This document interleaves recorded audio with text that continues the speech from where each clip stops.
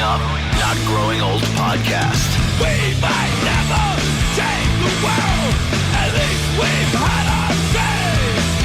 Real talk about movies, music, politics, race, and religion. Growing up, not growing old, the feeling is still the same. Live from New York. It's the Growing Up, Not Growing Old podcast.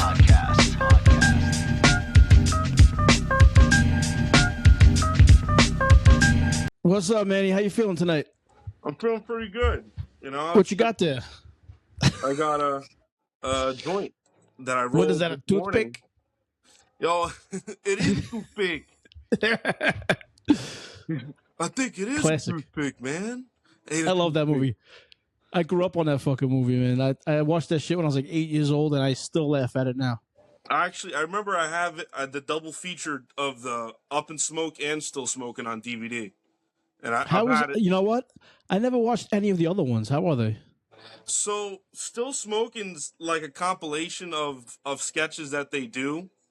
Compared to like Up in Smoke, which is almost like kind of like a full length movie of their journey to getting that van that's made out of weed. So it's not exactly like Up in Smoke, but a lot of them are more like compilations of ideas that they have. I've only seen like maybe 2 or 3 of the other ones. I saw a piece of Nice Dreams where they were selling weed out of an ice cream truck or something. I never seen that one. That sounds interesting. I know they did one with Paul Rubin, which was kind of cool. Pee Herman. The two of them? Mm-hmm. Oh yeah, that was yeah, he played like the bellhop. Yeah. So he was featured in one of the movies. I only saw that because I watched the Pee Wee Herman documentary. That's the only reason why I know that. I didn't see the actual movie. They just put that out, right? The documentary about Paul Rubens or whatever? Yeah, What is it, on HBO Max? Shit. I think it's HBO. Because I don't really watch much else. It could be a Netflix thing, but I'm pretty sure it's HBO. It's interesting, you know. I just got rid of HBO. Not because I wanted to. I'm just trying to condense on the streaming stuff that I use, like the apps and stuff, because I only really use like 2 or 3 of them. So there was some that I use here and there for certain shit, and I was like, I don't use it enough to really keep it. So you probably won't even miss it. After a certain amount of time, you won't even fucking miss it. The real reason why I had HBO Max is because of all the Cartoon Network shows they had on there, but then they took a lot of them off. Oh, So really?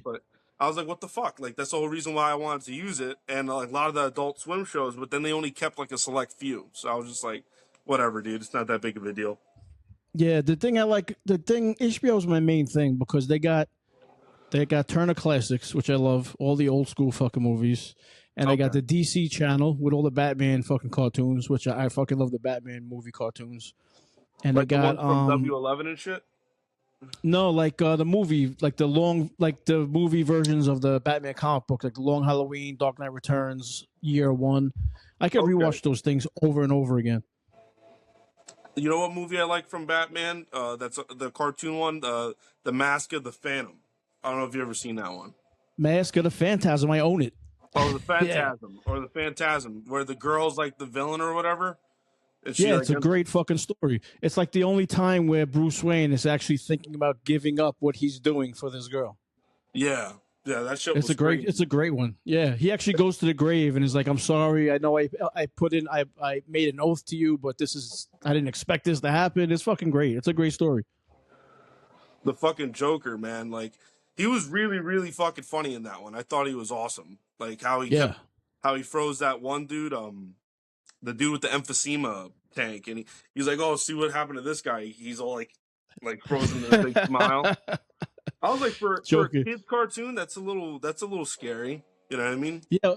Well, a lot of these things, like when the Batman animated series first came out, I remember waiting for it. I was like, "Oh, I can't wait!" And it came out prime time on a Sunday night in like 1992 or some shit. I was so hyped for it, and that show fucking holds up. And it's not very adult, but it's very dark. It's grim. It's like fucking serious. And I don't know if you've seen any Batman the animated series from back in the day. Some of them, but I didn't really keep up with it. It's funny. I got a lot of comic books and shit like that, but it's like either catch it here and there or whatever. But it's funny. I have a huge comic book collection from when I was a kid. In fact, I got some books over here. Let me grab them real quick. Oh, I love comic books. I still have a whole bunch of them. Every once in a while, I don't have money now, but every once in a while, I'll pick one up just for the cover too. Yeah, just to have it in your collection or something. You know what's fucked up? When I was a kid, I didn't know the value, and I had a bunch of Valiant comics. I don't know if you ever heard of that brand. Yeah, I got a couple of those. That got like Bloodshot and like Eternal Warrior and shit I like got that. Bloodshot #1. Oh, so you're pretty well versed in this. Yeah. I got like Dead World from the Caliber comics. It's like Nice. Walking Dead before Walking Dead. Like it was one of those books, like the zombie kind of theme. Except the zombies in this book are like really smart. Like they actually like talk and stuff. So they're like pretty cognizant. They're not like these fucking brain dead zombies and shit. Yeah. I got the 1 and 2 of that one. I got some Daredevil Man Without Fear. Is that the Frank Miller shit? You know what's funny? I got the Frank Miller stuff right here. Born Again. Oh, I heard that's a great one. That's a great story. Really good story. Really shows you like the like how far Matt Murdock drops into the barrel, down the barrel, and how he has to pull himself back out of it to fight what's his name, the Kingpin, Fisk or whatever. That's the one where he's like mayor, right? I'm not sure. I got to read it again. Like I said, I could read these books a bajillion times over and over, and it'll be like I read them for the first time because I'm so much of a stoner. I got that too. Like I got like it's not reading comprehension. My problem is reading retention. I can't remember shit. I read Batman has a story called The Long Halloween. I read it 15 times. If you ask me what it's about, I couldn't really fucking tell you. Let me pull it out again. Yeah, exactly. Let me skim Watch through it for a good hour and I'll tell you about it. I got the movie's some more great. Frank Miller stuff here. Daredevil, The Man Without Fear. This is another Frank Miller book. See, that's the one I got. Not that one, but I have like the first. I have the first 2 issues that compiles. Okay. Because that's a compendium or whatever the fuck, trade paperback, whatever it's called. Or it's a compilation, or I don't know how. Yeah. This is some. I haven't read it yet. The Crypt Keeper. So this is the one for the witch, the old witch, because people forget that there were 3 different hosts. And who's the guy in the bottom? What happened? Who's the guy in the bottom? That's the Crypt Keeper, like how he looked in the book. He doesn't look anything like the cartoon. And who's in the middle? I mean, like the Vault Keeper? The Vault Keeper and the Old Witch. Yeah, I love that shit. I think in the show, he looks more like the Vault Keeper and the Old Witch than he does the actual Crypt Keeper from the book. Like, I feel like they put like those 2 characters together, and they're like, let's make him look kind of like this, because the one in the book, he looks kind of just like a weird old dude with long white hair. Yeah, he's definitely kind of creepy, but the guy in the middle looks more like he's on his way to being the HBO Crypt. The 2 on the top together, right? Yeah. And I mean, the show was pretty good at keeping close to the stories that they had in those books too, Yeah. And some of the stories that they used weren't just from the Haunted Fear or the Vault of Horror or the Tales from the Crypt line. They also had like more like true crime kind of stuff, like crime suspense stories and shock suspense stories, which touched on more realistic topics like racism and shit like that. It was all like those EC comics. EC comics, bro. They're kind of like the trendsetters for what would become comic books later in terms of horror and the type of content you could put in. They're the whole reason why the code of conduct was starting to get stamped on comic books. That little stamp in the corner. Yeah, the comics. What do they call it? The comics code of whatever. Yeah, that's fucking dumb. They did that with movies too, like those old school black and white movies. They had a code. There's movies they're called pre-code.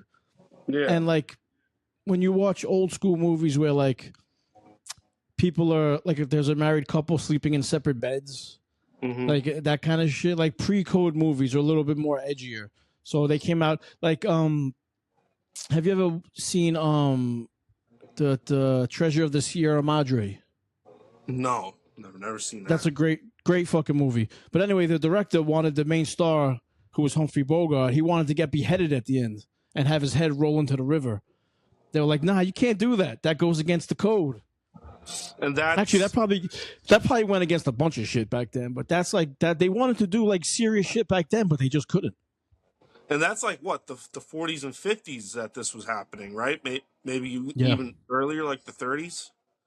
Yeah, something like that. So that just tells you, like, these movies would have probably been way crazier if they never had that code of conduct put into play. Like, yeah, and the comics too. So these 'Cause dudes there's are always- chopping up bodies and doing crazy shit back in the 50s. They burned a lot of the original copies. So like the reissues and the reprints are just as valuable as the originals now. You know, because Yeah, it's just been out of print for so long. because there's always seems to be somebody trying to tell us what's good for us. Yeah, trying to fucking tell us how to think and how to feel and what to like and what not to like. Although, I do agree there are things that go too far. But, I mean, we all know that this shit's, like fictional. Oh, The Red Room. This shit's a good horror comic. It's got all types of fucked up shit in it. But it's in black and white. Stuff Wow, like that. who's that from? Who's the writer and artist? Ed Piskor. He might be the writer and the artist. It doesn't have any other name on it, but I could also read like the inside contents and tell you. But Ed That Piskor, looks interesting. He put this out, The Red Room. I got both the books and shit like that. Pretty fucking I got cool. more comic books. I just had these on my windowsill out here because I want to read these. But Yeah, I always got say you're gonna read, and then you never get to read fucking shit because you're just so busy with other shit. Oh, I know. Fucking life gets in the way of everything. I got so many comics. Like, there was one comic book run. It was Batman. It was a run called Batman Catwoman, right? And it came out, I think, in 2022, I think. But anyway, I was obsessed with this book. Like, there was like 35 variants of the first issue. Yo, I got all of them. I have every one of them. Like, when I get into something, I get into it like too fucking much. Like, the amount of money I put into this fucking, and I bought, not only did I buy the number one issue, all the variants, I bought every variant of every issue. And I don't even remember how many issues there were. Maybe 20, 10, 20. Everyone had one or two variants, and I have every single one of them. It's fucking silly. Let me tell you something. I read that one. If you like something, it's easy to become fanatical about it. I mean, I was like that with the G.I. Joes when I started doing the stop motion. I kept collecting different ones, and I was like, damn, dude, like, I gotta seriously, like, reevaluate my life here, because I'm, like, addicted to buying plastic men. Yeah, I know. I got a bunch of them. I got a bunch of the. You talk about the older ones, the big ones. Yeah, those for me are the best for art. Well, at least if you don't want to make your own puppets, like, these are great because they got the posability and they're already kind of like, they look like people. I mean, I think if I really wanted to, I could make my own, but that's a whole nother process and investment in itself. Oh, yeah. And making your own puppets. Yeah. Those videos you make are great, though. Those are very entertaining. I did a few, and I gotta keep doing them. It takes a lot out of you just to even do a few minutes of footage. It's a lot of fucking work, bro. A lot of pictures. And then, like, trying to get it to stand right, trying to get it to look right. And then when you keep positioning and it just doesn't, it keeps falling over. You're like, fucking shit. Yeah, you gotta, bad. And then if you can get an app that lets you like do all that shit or like take out stands, but you got to pay like $10 a month for that shit probably. Me personally, I don't even care about the shit being in it, like the stands and stuff. Like I just like doing it. One day I'll probably hit a point where I want it to be a certain way, but right now I'm just having fun with it. Like if you see the fucking stand or a little bit of my finger, I'm not gonna like freak out because like. It's not cinema. We're not at the movies. We're not watching like it's not The Godfather. So if you see a stand, you can get over it. Well, exactly. It's not. If I'm dealing with people, this would be different. Like I can see why directors get mad. They're like, "I thought you were a professional." Like this is like an inanimate fucking object that I'm fucking direct. I'm the director. I'm the actor. I'm everything in the fucking thing. Now, like making an actual movie with people, I can see why like directors get pissed. It's like because you can fucking do it because you fucking have your own thoughts, asshole. Yeah. Do the party remember when Christian Bale fucking bugged out on the director that one time? Like it was like Fuck fucking. you, Oh man. man, that was I like ain't fucking gonna do it. it's fucking amateur. It's amateur hour. That was like 10 years ago already. Holy fuck. I do remember. Didn't Christian Bale beat up his mom or something, or hit his mom or some crazy shit? Yeah, I don't know. I don't know. I never heard that one. I just fucking see that. Christian, you're going over the edge with the Batman. I am fucking Batman. Christian, don't tell me what to do. I'm Bruce Wayne. I'm I don't know grown. why he became Scottish all of a sudden, or whatever That's the all right. I gotta go to school. That's all right. fuck. But you know, there was a question I wanted to ask you that I always fucking forget. I actually want to ask everybody this question, and I always forget because I always have such a good time talking to people. I forget that I want to ask this question. It's a music question. You're a music guy, right? What's up, brother? So back in the day, like when I used to do like the audio only podcast, this video just started in January. I used to ask people like if there was 3 bands that you had to banish, meaning like you've never heard them before, they never existed, what 3 bands would they be? Oh my god. Do I hate anybody that much that I could care for them not to be around? Damn, shit. And I've actually Yeah. worked on being very open minded with music, so that's hard for me to actually be like, what band would I hate, or 3 bands that I would hate. Fucking, Yeah. I don't ever want to hear you again. Shit. You'd be Let me surprised, think. man, how many people have their answers like this. Yeah, this is gonna be tough for me because I've learned to like a lot of people's music that at one point I didn't like, and I was like, I gave it a second chance. And I was like, you know what? I don't know why I was being such a dick and like hating on this shit. Yeah. It's fuck. Let me think. Let me All think. right, God, yeah. while you're doing that, let me give you mine. And mine has changed a little bit. For years, I'm talking years and years and years, it was my 3 words: Guns N' Roses. I hate that fucking band. Aerosmith, and the third one, Aerosmith. I used to like one of their songs, and then it got played out so much I can't stand it now. Which was "Dream On." That was the only song of theirs I liked. Bands too. Those are 2 very similar bands, and the way I they can't, are, like the hair metal thing. Can't stand Guns N' Roses. Can't stand that. No! Can't stand that. Oh, his voice, the guitar sound. Oh, it's so fucking bad. And the third one was Alice in Chains, but then they started growing on me. Dude. Really? Yeah, it was because I started liking them because I heard the thing that threw me off with them is "Man in the Box." That every time I heard that I was like, "Fuck this band." But then like that's one of the more popular songs, though. I hate that. I hate it. But then I was like, I like "Wood" is a banger. And then the song that got me, the song that grabbed me, maybe it's because of my fucking depression, is "Nutshell." That was the song. Dude, that was the fucking song. I love That Alice in Chains. All the albums with Lane Staley, I love. Even the ones with New Singer are okay, but I'm a big Alice in Chains fan. So I'm like, damn, he hated Alice in Chains. Oh, but they're not anymore. I'm glad they're not on the list anymore. But I don't think I have a third one yet. And you notice all of mine are like rock, hard rock. Yeah, because that's the mostly what I hear. I can't pick a country guy because I don't know country. Okay. I can't pick new hip hop because I don't know new hip hop. I can only pick what I know. Let me tell you this: the whole new country genre, like the pop country genre, could fucking disappear if that was an option. Just make all that shit disappear. I love old country, like old, from the 60s, 70s, even earlier than that. I think that stuff has a lot of character. But this new shit, this pop country that's mixed, it's basically like pop. I don't know. It's just garbage. Not for me. And I say that with love. Whoever does like it, whatever. But if I was to pick a band, motherfucker, White Stripes, I'm not a big fan of. If they never exist. If they never existed, I probably wouldn't care. I don't really like Jack White's guitar playing and shit like that. Right. I don't know why people like him so much. If that never fucking existed, I'd probably be okay with that. That's one. They put him on a pedestal too, that guy.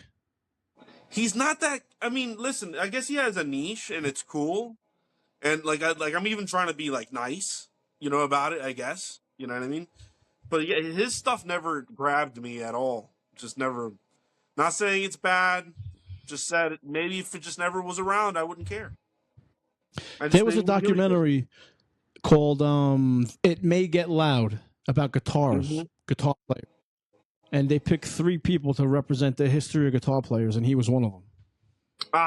What the fuck? Are you serious? Yeah. You could have put someone totally better. John Mayer even. Fucking put John Mayer up there. Why would you put him or not? John Mayer, okay, he's maybe like, some people have his opinions about him. He might be a douche or whatever. I mean, I don't know him. Who am I to call him a douche? But I know he's got a reputation of some people like really liking him or not liking him. But he's a great guitar player. He's up there with Stevie Ray Vaughan. Do you want to know who the other Terry 2 guys Garcia were? For me, you know what I mean? So the other 2 guys for there's 3 guitar players in this guitar documentary, right? I told you Jack White was one of them, and you would disagree with that. You know who the other 2 were? Who? The Edge and Jimmy Page. And then they have Jack White next to those guys. Jimmy Page, okay, I could get that. Okay, Zeppelin has a legacy, right? But the Edge is not like a solo-y guitar player.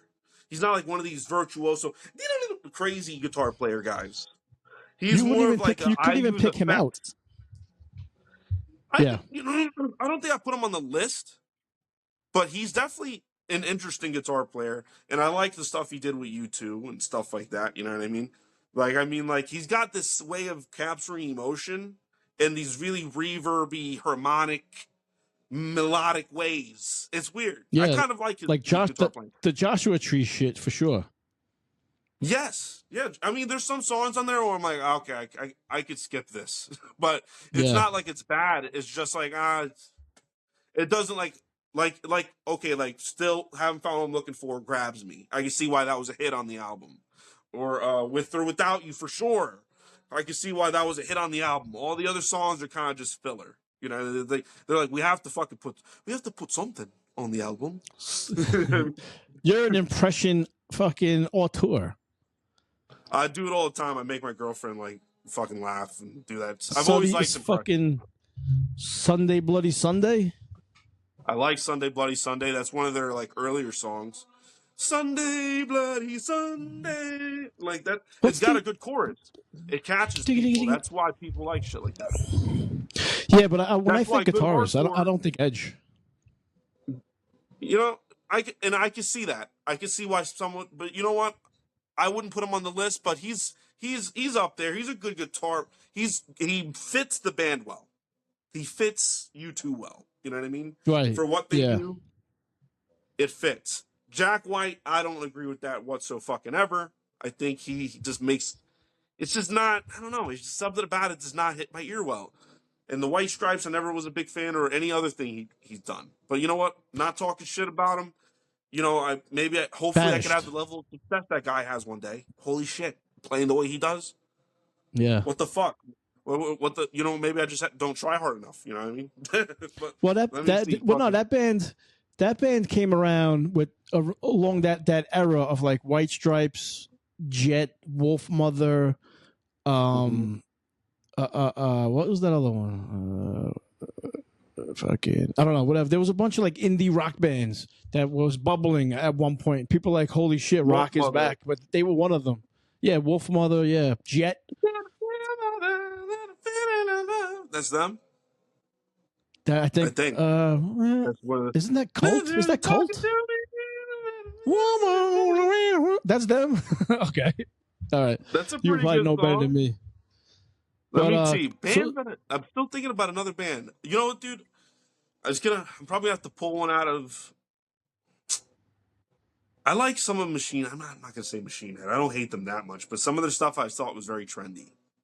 It was heavy, really? But like it was like they just jumped on the bandwagon of whatever was coming out. But maybe that's just me. That always sucks. Like always sucks.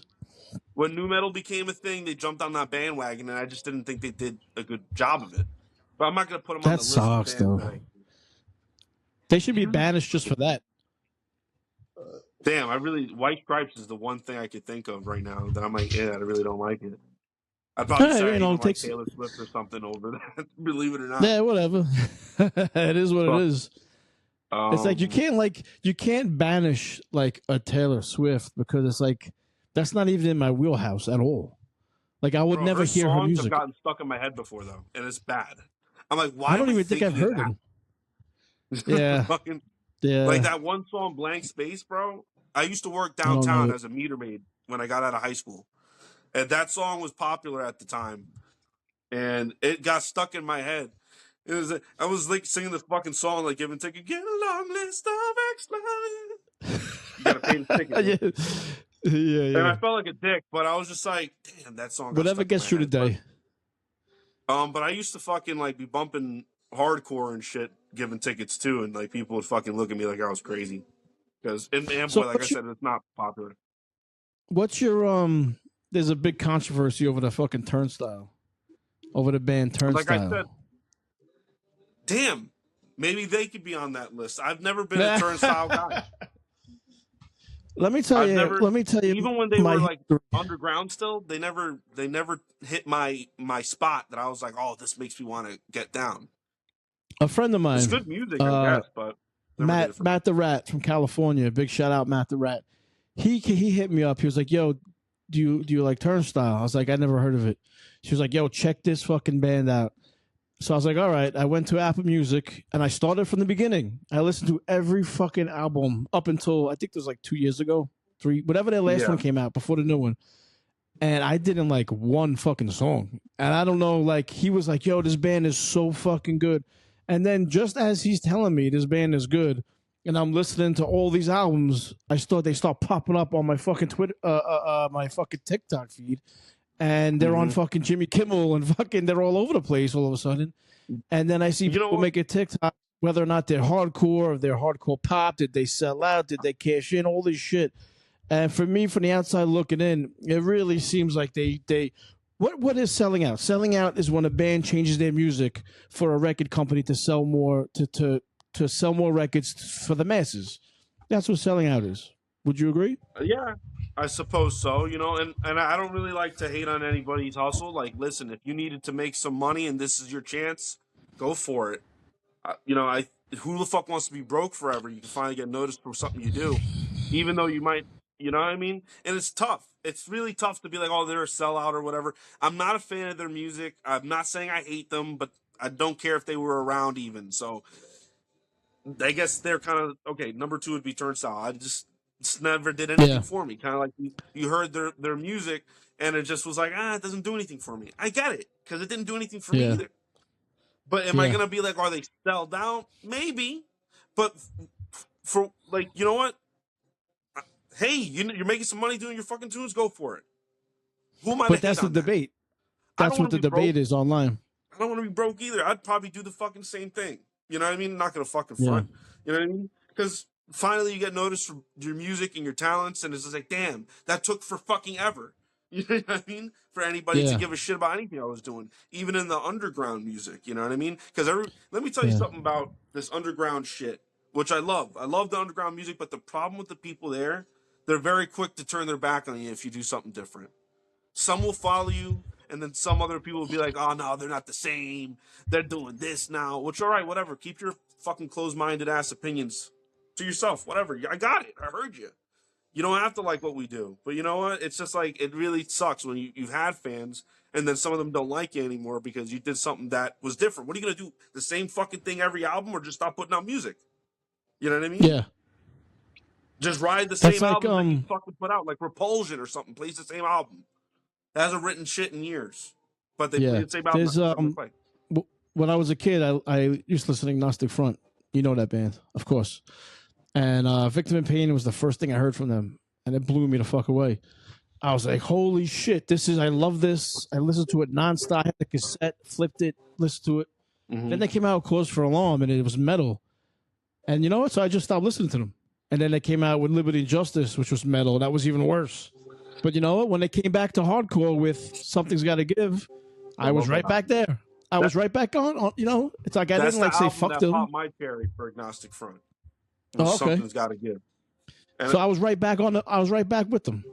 So like and honestly, dude, that Gotta Go song, as much as they played it, whatever, that song for me brings me right back to the first time I hear it. When I hear it, Like That's great. I love a song that could do that for you. Like you hear it and it brings you back to the first time you heard it. That's how you know that moment in your life was pivotal. It was like, oh, this shit really Yeah, kind of like I understand what they're saying. I understand the way the music is conveyed. It makes me feel good. And every time I actually get emotional when that song plays. Even when they play it live, I get a little teary eyed. Because fuck yeah, it makes me think about like, man, I remember being that teenager when I was all those years ago, like hearing this song and being like, yeah, you know what, I like this, and this is something that I'm going to adopt to my life for the rest of my life. And in a sense, I'm still that kid. I'm just like an older version, like a more, wise, matured version of that same kid. You never lose sure, that. And yeah. music like that kind of brings it back for me. So I I do was think. yeah. Go ahead. No, I don't know. I lost my thought after that. All right, so there was a band when I was a kid called Side by Side, straight edge band, I've heard and Side I by love Side, that. of course. I love that band, and I never got to see them live. And so big shout out Jerry Body. He got me into a Side by Side show in Brooklyn once when they like a couple years ago. Okay. I was like, yeah, I've been waiting to see this fucking band. But I'm older, so I don't really jump around so much. I'm an older person now, and well, once they played that song, like my favorite song of theirs, I was right in there, bro. I got right the fuck in there, old as fuck, knees hurting already. So it's like that. It's not just a song; it's a feeling. This shit just makes you go. It makes you move. Exactly. It produces like an emotional response, and you can't help it. Like for instance, it's cool. Like whenever I see Agnostic Front, I usually end up dancing. And I come out sore, bro. Like my legs hurt, my fucking arms are sore from fucking spinning them around or whatever the fuck stupid shit I'm doing on the floor. But no matter what, like it's like, damn, I can't not. Like I saw Yeah, Sworn Enemy the other day with your brother was at the show. I ran into him, or no, he met me there. Not even ran. I don't even. But he was there. He yeah, was there. We were yeah, chilling, and Sworn Enemy comes on, and there's no one really dancing. Like maybe 2 or 3 other people. And to me, Sworn Enemy is a big band for me, and I wish I'm pretty they get a lot of credit, but they should deserve more. You know what I mean? Like yeah. I remember seeing them when I was 15. My dad took me to see them open up for E-Town at Starland with One Brick Down, Razorblade Hand Grenade, Biohazard, Madball played, and obviously E-Town. I hope I'm not missing anybody, but they played a set. And I remember we went outside for a second, and then my dad is not into hardcore, mind you. I begged him to take me. I'm like, Dad, like, could you give me the ride? Either I don't know if there's a bus that goes out there or how long the walk is to get there. But he bought a ticket. He was like, I'll come with you. Let's see what this is about. You like this punk rock hardcore shit. So the year prior, he brought me to a show to see Face to Face. You know Face to Face? Yeah. That was my first ever like show or concert or anything like that. And that was like my freshman year. And I was like, oh man, that was awesome. And then I found out about the hardcore shit the next year. I'm like, oh man, this is like a little bit more heavy and crazy. I hope my dad understands it. Because he thought even the circle pit at Face to Face was like, what are they doing? They're just fucking, Yeah. And then Sworn Enemies playing, and they're playing their shit. And he sees people windmilling and spin kicking and fucking banging into each other, like not just they're fucking hitting each other. Like this, people are going up to the edge and smacking it as hard as they can with the back of their fucking arm, and people are getting knocked the fuck down. You know what I mean? And my dad's like, Yeah. "Fuck is this, bro?" He's like, "What Are they fighting? He's like, "How'd you find out about this? Like, what do you go to school and you fucking come here? Like, I don't understand how you know about this." And it was because of scouring the internet, because I was really into all that music, and then I found that. I was like, this is like, it's almost like My home. I found my home. it's dangerous. It's dangerous, and it feels I can't help it. I need to go see this. And when I saw that, I was like, man, that they became one of my favorite bands from that. After that, because they set it off. They were just a second band in. The first band, One Brick Down, they were good too. They had a conga player, and my dad was like, "Oh, look, they got a conga player. Like, they must be Puerto Rican." Yeah. They gotta be Puerto Rican. He's like, "Oh, the guy's a good conga player." Because Your dad was a talented motherfucker. What happened? Your dad was a talented motherfucker. Yeah, he was. He had a big band, man. He had like a 8 or 9 piece orchestra salsa band when I was a kid. So that was the music that was getting played in the house. It wasn't, like I said, very little rock, and it was like Queen or something, like shit like that. Have you ever thought about incorporating that in any of your bands? And any of your Yeah, I harder try to bands? incorporate more Latin stuff into my other stuff. It's just That would be fucking awesome, bro. I would love that shit. Because I like that kind of music. I like both. I like hardcore and I like that Latin music. I just, every time I hear like any kind of Latin music, any kind, Mexican, Puerto Rican, any kind, I want to be at a block party. That's all I know. I want to be with my people and I want to be doing something. If you could fuse those together somehow, that'd be fucking awesome. Oh yeah, there is a way. It kind of be like almost like maybe a little bit like ska, but just a little different. You know what I mean? Yeah, that's true. They won't be like you know how ska is. It would have a little bit of a different flavor. I think it would go great with hardcore, like excerpts of it within a song that's a great hardcore song. And then like add some shit like that in between, in the middle of it, like a salsa excerpt, like a ding ding ding ding ding ding ding ding ding ding. Fuck yeah! Randomly, and then go into a breakdown like ding ding ding like crazy. Like, fuck yeah! I'm yo. That shit you can't see, but I got goosebumps. I got goosebumps. You can't see it, but that shit. Cool. That shit's hidden. I always told my brother. Me and my brother talk about this all the time. Someone's got to do a hardcore version of "Big Shot" by Billy Joel. I always thought that would make such a good hardcore song. Danger, open up your mouth. and then I always thought that would make a good hardcore song. And then my friend sends me a video of the band End It. Oh, and he does that. That's pretty good. And he does that a little bit. Yeah, he does sing. Like he starts off one of his sets with that. Yeah, he sings 80 songs like from the Smiths and like shit like that. I only heard the one where he starts off with Big Shot, and I was like, damn, someone kind of did it already. But I could see like a hard, like a beatdown version of that. You thought you were a big shot, did you? Oh, yeah, fuck yeah. And then fucking people just fucking going crazy. Yo, you're in the band. Do it.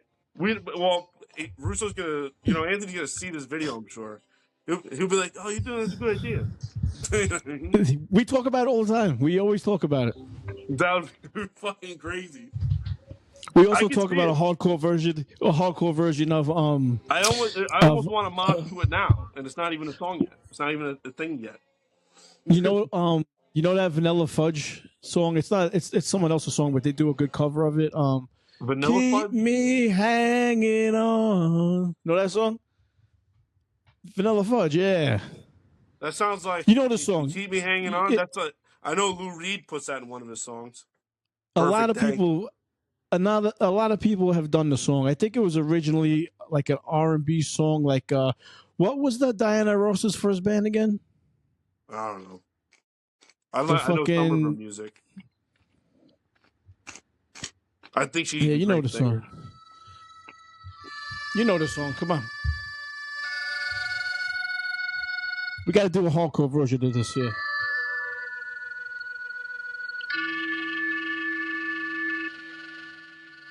And the video is dope too. The guys are really fucking Vanilla getting down. Fudge, the '70s band.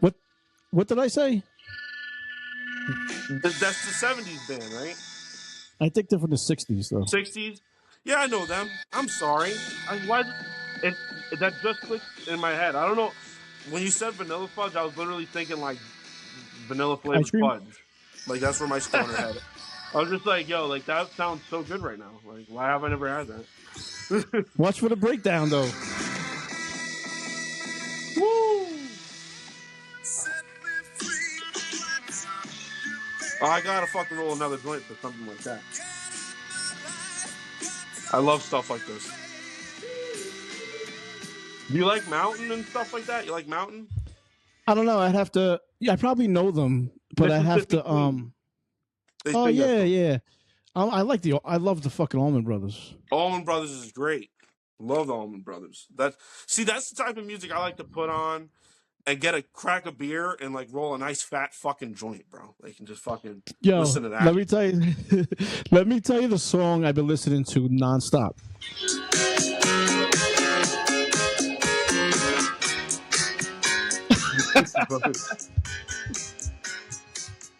That little.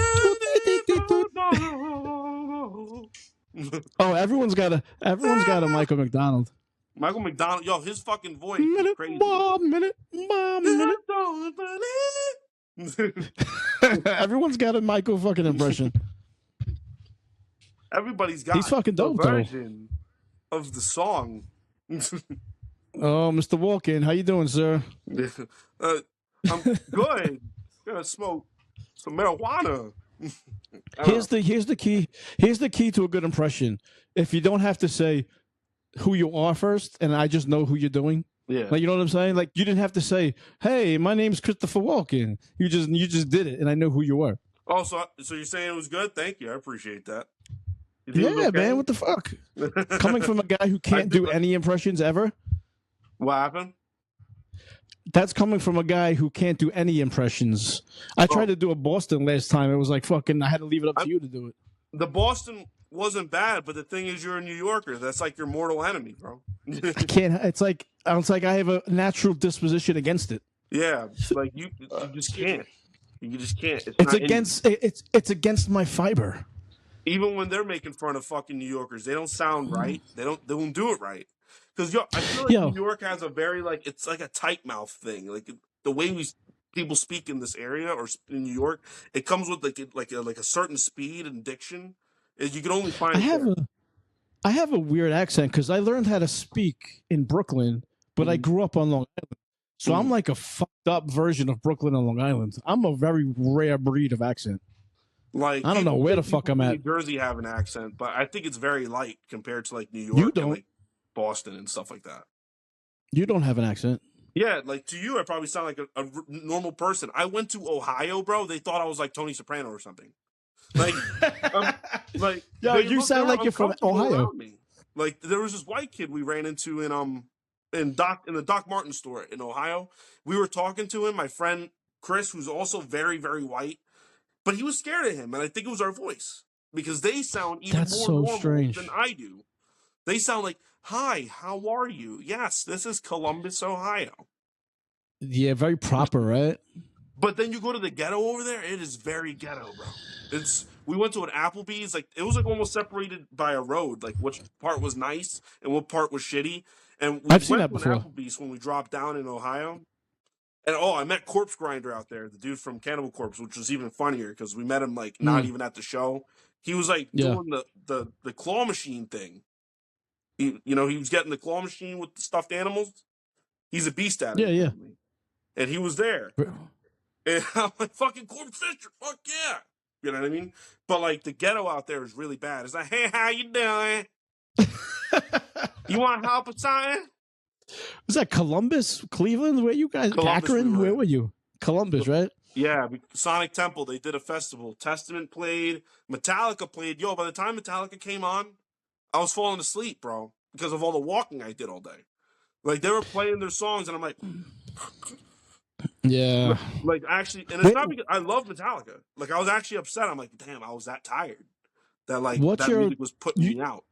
You said you love Metallica. Where are you? All right, so I'm one of those guys that after Justice for All, I don't listen to anything. I think they sucked after that. I'm one of those guys. After what? After the Black Album? And Justice for All. Oh, so you think the Black Album sucks too? Gotcha. Oh, it's totally watered down. Totally watered down. It's not even the same fucking band. Mm-hmm. So for me, it's Kill 'Em All, Ride the Lightning, Master Puppets, Justice for All, and you can fucking keep the rest. Now I know that's a lot of people don't have that opinion, but I'm way older also because I remember when that shit just was hitting. Mm-hmm. But you're a young guy. Where are you with them? I'm gonna go get something. Go ahead.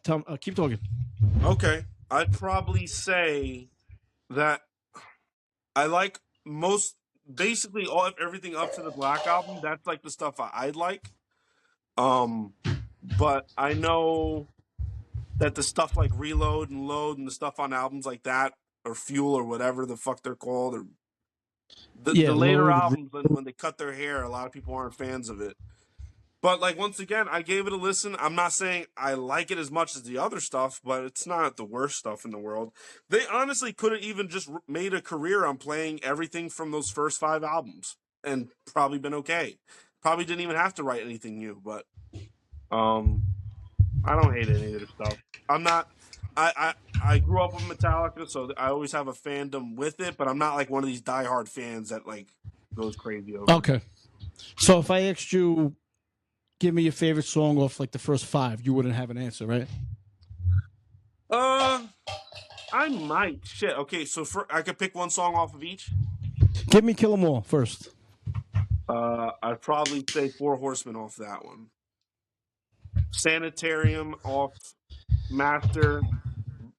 Fade into Black off Ride the Lightning. I did that a little fucked up.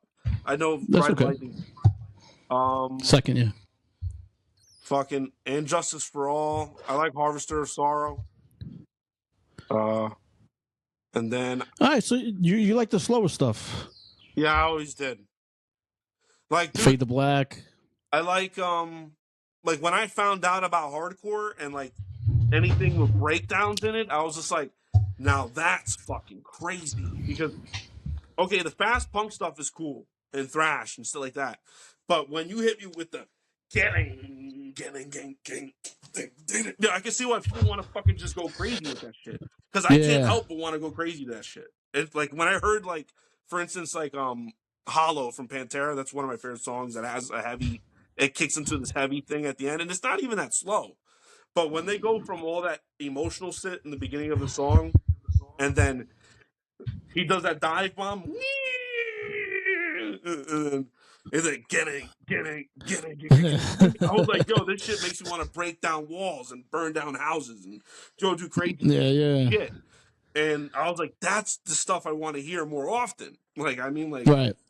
So I think after that, like, I was like, that's the stuff I want to hear more. And when I found out that New Jersey has a lot of bands like that, I was like, oh, that's great. Oh yeah, I think like Dead NJ Guy's playing Bloodline. somewhere soon. You know the band New Jersey Bloodline? They're not around anymore. I've seen their name everywhere. I'd never heard them. They're one of my favorite bands from here, and I think they're legendary. They're up there with the E-Towns or whatever. And I'm not a huge E-Town fan either. I'm not. I really genuinely am not. I think they're a great band, but they're another one of those bands. I like some of their stuff, but other stuff doesn't do anything for me. But what's NJ the top Bloodline, 5 Jersey bands? What happened? Give me top 5 Jersey. Top 5 Jersey. Top 5 Jersey. NJ Bloodline's on there. Second to None is on there. Shattered Realm has to be on there. I could also say the Misfits, but that's an obvious one. They're from Jersey, and no one for fucking get it. Lodi, New Jersey. That's where the fucking Misfits are from. You know what I mean? Let me know, but okay, so those 3. Misfits, I love the Misfits, so let's just put that to the side, but let me pick another 2. Yeah, the Misfits almost don't count. They're like universal. Yeah. I still like to be like, yeah, fucking Misfits from New Jersey.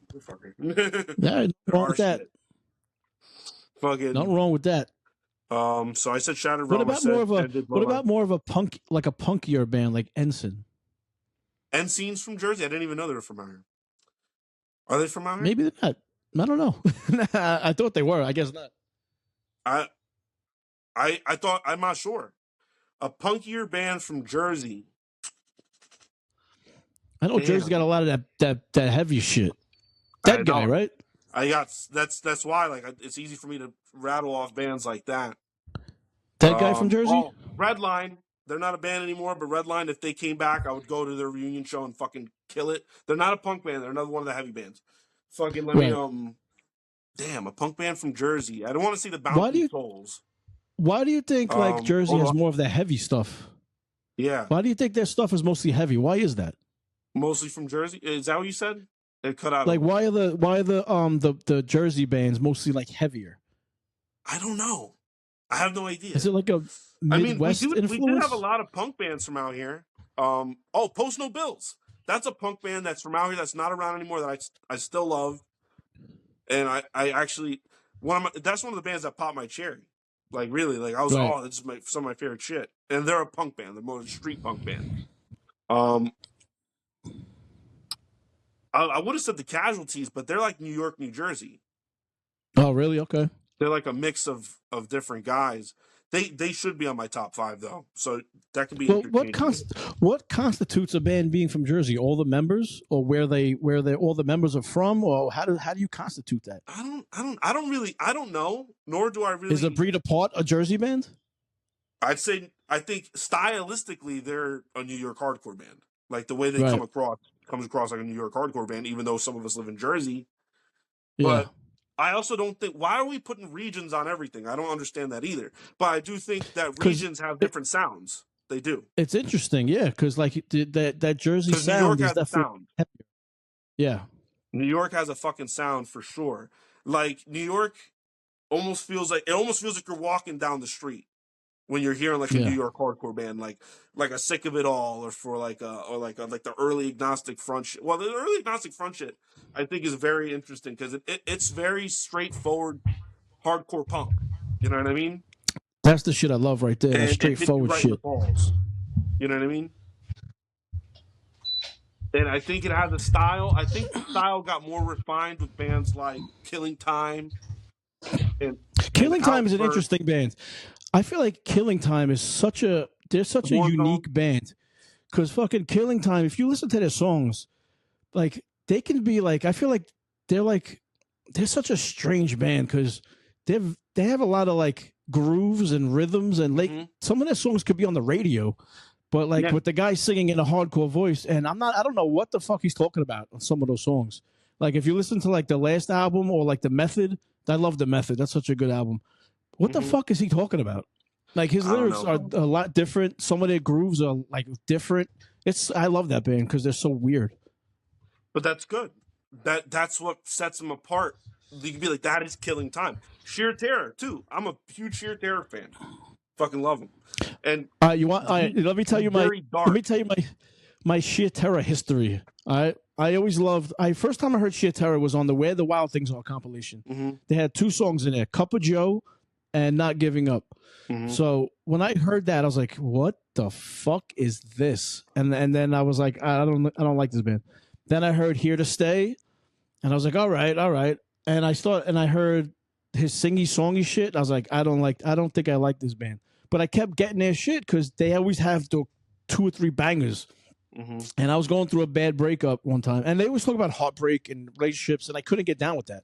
I was like, why is this guy crying and whining about relationships and heartbreak? And then it happened to me.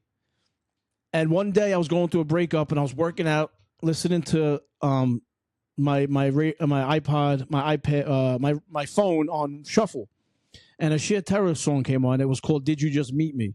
Right, and I was like, wow, this song is like this song is touching me. Who is this? Oh, wait a minute, that sounds like Sheer Terror. And I went back and listened to all the Sheer Terror shit again. Now they're like one of my most favorite fucking bands because I understand what he's talking about. I still don't really like the singy-songy shit, but like now the Sheer Terror album, Standing Up for Falling Down, is like one of my favorite albums of all time. I fucking listen to that shit still since I got it till this day, back and forward. That's their best fucking album. They're a great band, and they're identifiable. His voice alone kind of like, it has a sound. Like my favorite song from them is Twisting and Turning. Like anytime that song comes on, and the way he ends it, he says, outside the door, just like before, and like before, there's no way out. And like that part, I'm like, I feel that way. Or like, there's a knife twisting in my brain. You know? Yeah. I'm like, that shit, like, sometimes you fucking feel that way. Like, I feel like there's a fucking knife twisting in my brain with this fucking world I live in. You know what I mean? And I think I listened to a fucking room with no door, or there is a door and I can't get out because on the other side is the same bullshit. You know what I mean? I listened to that song "Time Don't Heal a Thing" about 30 times in a row, going through shit. Yeah. You heard what I said? It cut out a little bit. Time Don't Heal a Thing, you said? Yeah, that song. I listened to that song like 30 times in a row. I learned all the lyrics because I went through that. You know what I'm saying?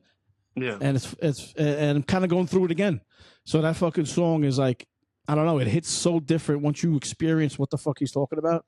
Same thing with Kill Your Idols. Kill Your Idols is my favorite band ever, and they talk about relationships and heartbreak. And I was like, what the fuck? And then it happened to me, and I was like, yes, I get it. I understand now.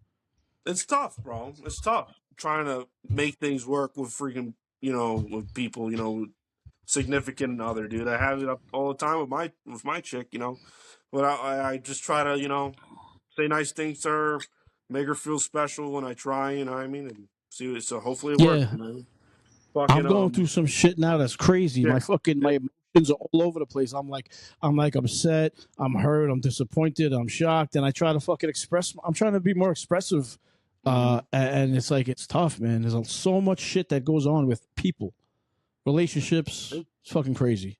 So I love emo music, bro. I do actually like a lot of emo music, like Sunny Day Real Estate and stuff, and like I don't American know football. that stuff. I don't really know that stuff too much. There's one band that I had on a compilation that I think they're an emo band. I don't even know. They're very emotional. I'll tell you that. They're called X Number 5. You ever hear them? When you said the audio cut out. What was the name? X Number 5. X number 5. I've never heard of them before, but I'll give them a listen. I had one of their songs. It was called "Gone in 60 Seconds" or some shit like that. And I heard this song and I was like, "Oh shit, I like this song." So that was one. That's one emo song I like. And there's another band called Pseudo Heroes. Do you know them? Pseudo. It cut out again. Pseudo Heroes. Never heard of them either. Never heard of them either. Yeah, they have a song called what the fuck is it? I don't know. I heard this. Oh, that's not it. Yeah, navigating my fucking library on my phone is fucking crazy sometimes. But I heard this fucking song. You tell me if this is emo or not. I don't know.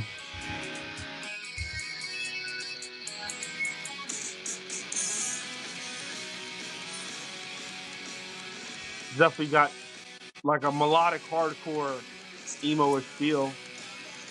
Post-hardcore maybe. Like a post-hardcore kind of thing.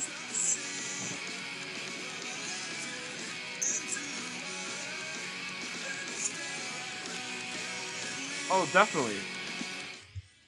Yeah, that song, I was like, wow, this is a good fucking song. So maybe I do like some of this stuff too. You ever heard of the band Lifetime? No.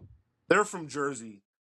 And they're kind of like an emo-y, kind of like pop-punky kind of band from the 90s that I'm a big fan of. Jersey has a lot of emo bands, like like Thursday and shit like that. Oh, darling. Is that it? There's not much that you can say. Who's this? That's not it? Is that Lifetime? No. That's just the Bieber. Rodeo Clown. That's what came up when I put Lifetime. Rodeo Clown. Justin Bieber came up. Yo, I don't think Apple Music has them. It doesn't have them?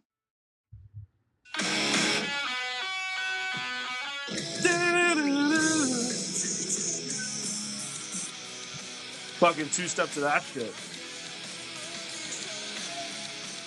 All right, I don't hate that.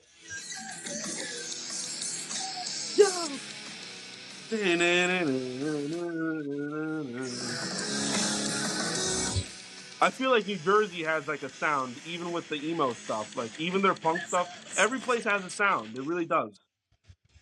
New York has a sound. Boston has its own kind of thing. I definitely don't hate that. Dude, Lifetime, one of my favorites. Did that could be on my top 5. Yeah, sure. I definitely formed in 1990, huh?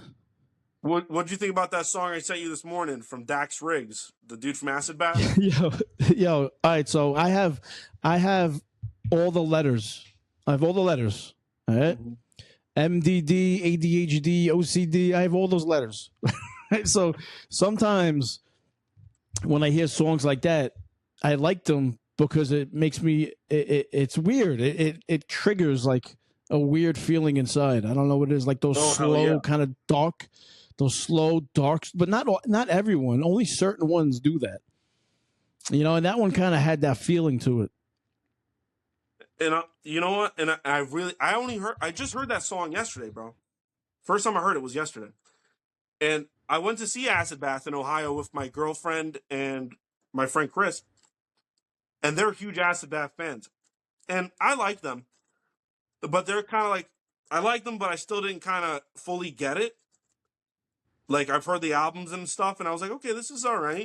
Kind of reminds me of like a I Hate God-ish kind of thing. like mixed with like maybe I don't know, like the Melvins or something weird like What that. is it, metal? Acid Bath is like sludge metal. Oh, I don't know what that is. You like Crowbar? No, I don't never heard them. You never heard Crowbar? Oh, I know the name. I never heard them. That's one of my favorite bands of all time. They're up there with like favorite bands of all time. Crowbar is my shit. Go give them a listen. Crowbar, Time Heals Nothing is good, or Existence is Punishment. Fucking, oh my God. Sounds like music to hang yourself to. But dude, it's heavy. It's got a lot of hardcore in it. It really does. But it's from Louisiana, so it's got this southern slowness to it. Like they have this song called "Empty Room" that I really like, and the way they break it down is at the end. It kind of reminds me of like something that you would hear in a beatdown song, but it's got like a twang. Right. But Which not band is this now? Crowbar. Crowbar. Okay. They're from the same area as Acid Bath. But I figure you maybe would know Crowbar because they're kind of like a hardcore sludgy band. They play New York pretty often. I definitely know them. I definitely know them. I just never heard them. Oh, dude, give them a listen. It's good stuff. But Acid Bath is kind of like that, but with a psychedelic serial killer kind of feel. Oh, I like that. That sounds good. When the kite string pops, it has John Wayne Gacy's painting on it. It's really creepy. And in fact, the band never wanted to use that picture. It was actually pushed on them by the record label. Oh, it's usually the opposite. It's usually the band wants a picture and the record label's like, no. They didn't like what that motherfucker did. I mean, John Wayne Gacy was a sick piece of shit, bro. Who wants his fucking painting on a fucking cover? Yeah, why the fuck did the record company push for that shit? Shock value, I guess. Yes, exactly. Like a G.G. Allen or something like that. You know, like to shock people. You know what I mean? Like they do stuff to really push the envelope. But you know what? Acid Bath has a lot of very deep songs. And it's like, you know, they're a deeper band than just the shock crazy shit. Yeah. But they also have a lot of heavy songs that are very gritty. But it's not heavy like in a New York hardcore way. It's like it's different. It definitely is its own thing. Like I said, every place has its own sound, and Louisiana definitely has a sound. Yeah, the problem I have with listening to music is it's like I'm so like focused in on what I like. Something really has to grab me. Like my friend Bill, big shout out to Bill. He was my co-host on Beyond the Pale, and him and Jay were here. We did an episode a couple weeks ago. He's always sending me shit. And he's sending me this song from Suffocation. You know the band Suffocation? Hell yeah, death metal band for sure. So he sent me a song from that band, and the first minute was great. I was like, all right, I can get into this. And then they start drifting off to a place that I just can't get into. Like Wisdom in Chains is the same thing. They're such a good band. They have such good songs. Then they just veer off into this talent realm. They have to show their talent. I hate that shit. I hate when bands have to show their talent. you know what I'm saying? It's weird.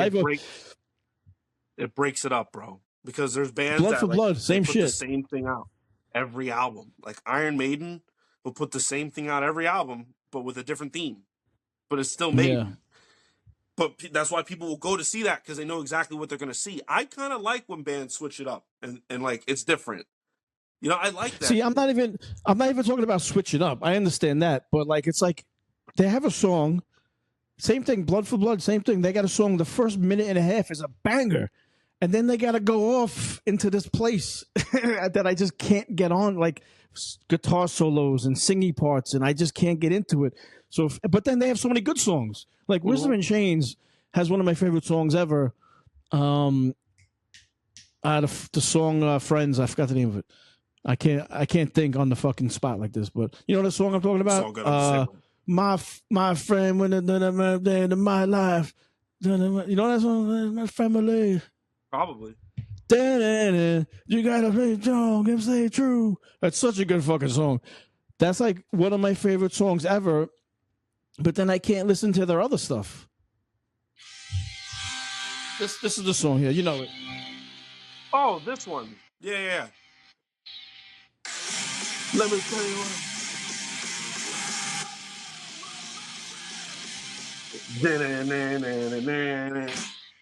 And you know what bothers me about this song? It sounds like Voltron. It sounds like the beginning of Voltron. The beginning of Voltron. I'm showing my age. You probably never seen it. That's an old show from the 80s. But there's a song, there's a part in Voltron where it goes bam, bam, bam, bam. Maybe they got the influence from the song. It's Voltron. That's Voltron. That's They got Voltron the right influence there. from Bam, Voltron. bam, That's what it bam. was. They're like, yo, But, let's you know. put that thing in. Remember Voltron? Let's put that in the song. Could you imagine if that was the fucking truth? Wow, that's crazy. But like, imagine Blood all for this Blood. around. It's like, yo, Great let's kick songs. this song up from here to here. Let's use that from that fucking show. I can see that. Let's see who's gonna get it. Who's gonna pick up the reference? You know what it needs is some more Voltron. Oh, good shit. Fucking, good shit. So like a lot of times people send me shit and I'm like, okay, this is good, this is good, this is good, and then it just goes off and I'm like, fuck, I wish I was a little bit more open to things. I'll tell you this. I learned once I started like giving more shit a chance how much music I was missing out on. You know what I mean? I was like, damn, right. If I had just given this shit a chance earlier, I would have been like into it. Like, I remember when I was in high school, bro. Like, I was really into the whole street punk oi stuff. Like, that was my thing, and I didn't want to listen to anything else. But then I started going into more like crusty bands, and then in my school there was all these kids that were into deathcore. There was no other punk rock kids. Like, I don't maybe even two know or what three, the fuck that is. Maybe 4, but it was all deathcore scene kids and like, you know, weird nerdy kids and like other shit. But it wasn't a lot of like punk rockers and stuff. What the fuck is deathcore? What is that? You never heard of deathcore? All these subgenres, I don't get it. You ever heard of the band? Let me think of a deathcore band that you might have heard of. I mean, I probably heard of them. No. Suicide Silence? Yes, I heard them. That's like quintessential deathcore. That's like the best stuff of that era too, with the original singer. But I've heard of them, but I haven't heard them. I was not into that stuff. But there were so many of those other kids there that were bumping it. I was like, all right, maybe I should give it a shot. Because, like, you know, I'm not, like, talking to anybody here. Everybody thinks I'm going to shoot up the school. Because I was the only skinhead kid. They thought I was, like, one of those, like a crazy Nazi. There was this one white kid that came up to me. And he does the whole, like, bullshit. He, like, Zig Heils at me. He's like, yo, man, like, get the fuck out of here, really? I'm a skinhead, too, bro. Fucking white power. And all that bullshit. I'm like, I'm Puerto Rican. I'm not even... And if you were willing to listen, I could tell you about where this stuff really comes from. It's not just American History X. He's like, yo, fuck that, dude. You can't be skinhead and not be white, brother. He did not want to hear it. So I was just like, of course bro, not. just get the fuck away from me right now. Because if you told him the truth, you'd have to rethink his whole life. Yeah, he was really into that other stuff. In fact, there was this one kid that I went to school with. He was also like kind of a white power-ish kind of kid. But he was white power, but yet he was bi. It was like, I'm like, that doesn't mix at all right there. I'm like, you can't be white power and be bisexual. You can't. Yeah. Like, so even you right now, you're calling me a contradiction. I know where I'm coming from. You don't. Yeah. He's like, nah, dude, Screwdriver, fucking, yeah, white power. I was like, no. Some people just need that place to fit in, like no matter what. But it doesn't even matter. They just want to fit in. He wasn't even like really a skinhead. You know, he liked Screwdriver, but he like used to wear like cat ears and weird shit. And he was dating my friend Brittany. So I was just like, all right, Brittany, you want to date this freaking idiot, dude? Like, I can't be friends with you if you're going to date this guy because he's stupid.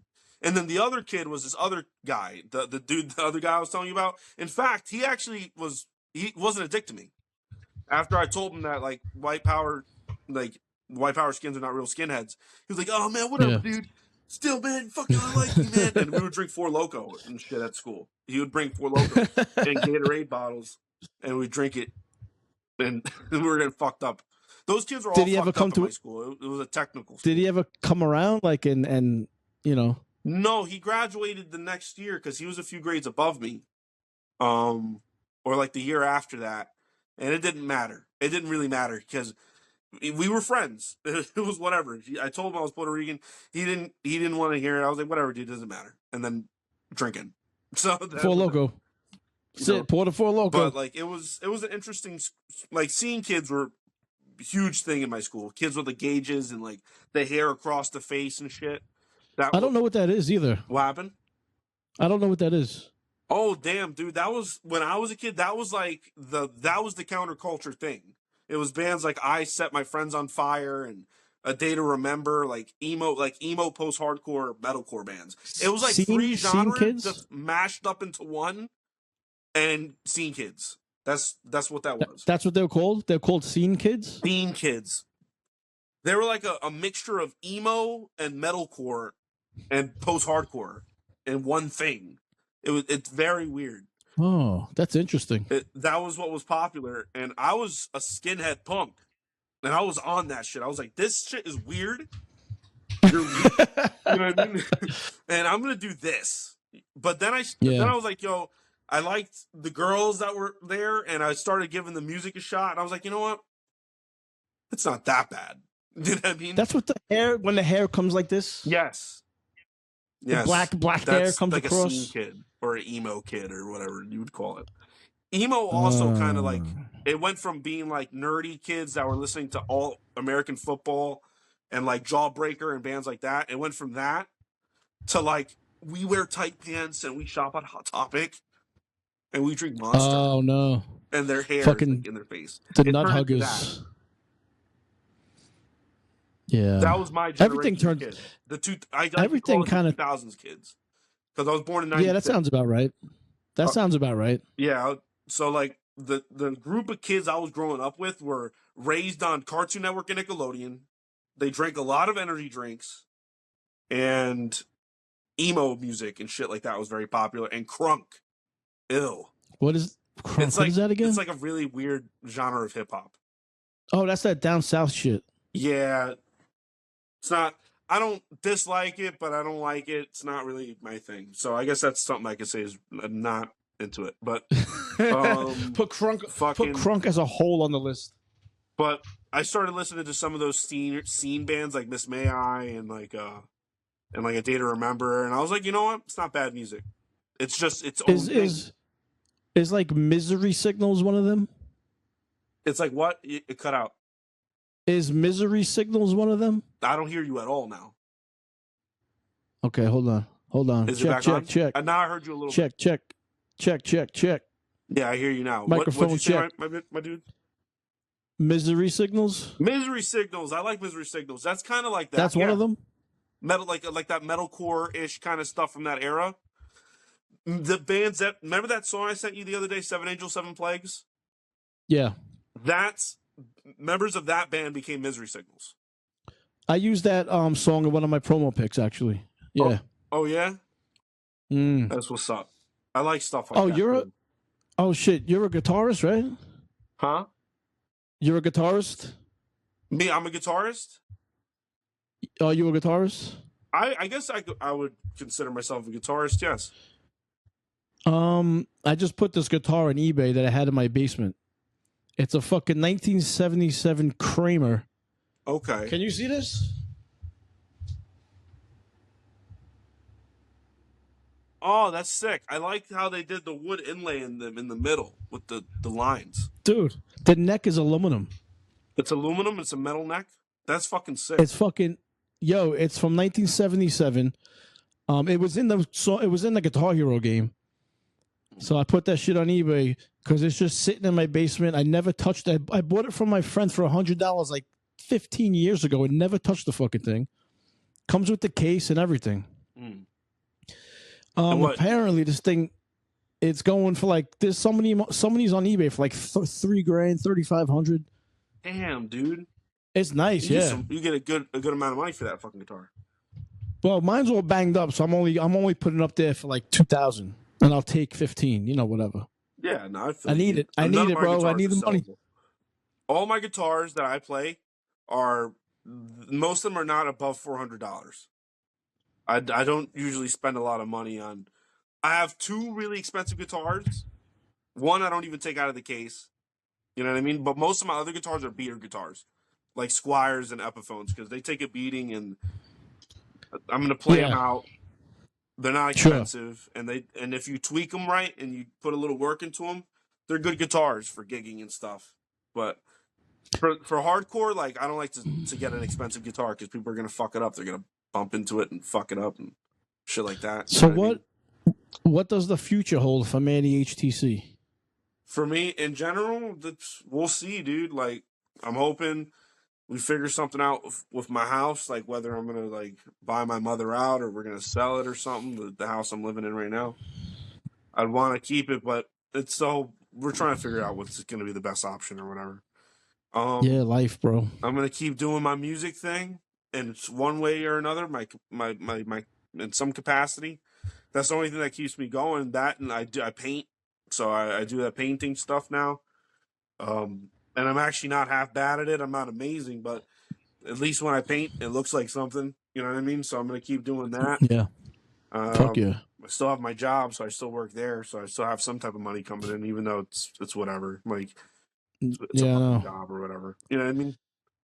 Yeah, it's fucked up. I got I got more going out than I got coming in. It's a shitty it's shitty. It sucks. But I'm gonna bring back another thing I used to do back in the day. So whenever I had someone on my podcast, I would ask them to pick a song to end the show with. So I'm gonna bring that back for you. Any song you want. I probably won't make it on the YouTube version, but I'll make it on the audio version. Pick a song to end with. Any song. I'm sorry. Most of the stuff you just said at the end, it was breaking up like crazy. I really didn't hear what you said. Pick a song to end the show with. Pick a song?